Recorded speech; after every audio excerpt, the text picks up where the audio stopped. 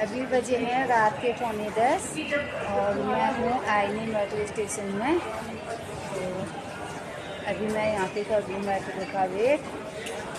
और तो आज मेरा लंबा सफ़र होने वाला है। तो मैं कहाँ जा रही हूँ, आप वीडियो में बने रहें, आपको भी दिखाऊंगी। और यहाँ पे आया है मेरा बेटा मुझे और मेरा सामान पहुँचाने के लिए। वो सामने है मेरा बेटा और वो मेट्रो स्टेशन तक मेरा बैग और मुझे पहुंचाने आया था। और यहाँ से मैं जाऊंगी अब अपने सफ़र में आगे को और ये जाएगा घर वापस।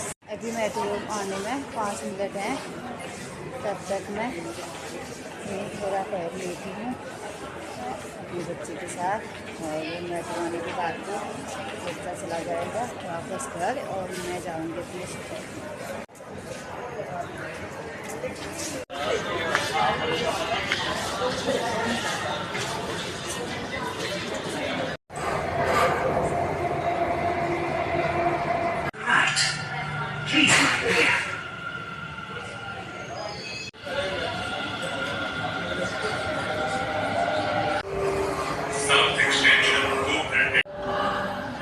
If any passenger is separated from their family, immediately contact the nearest metro official or call the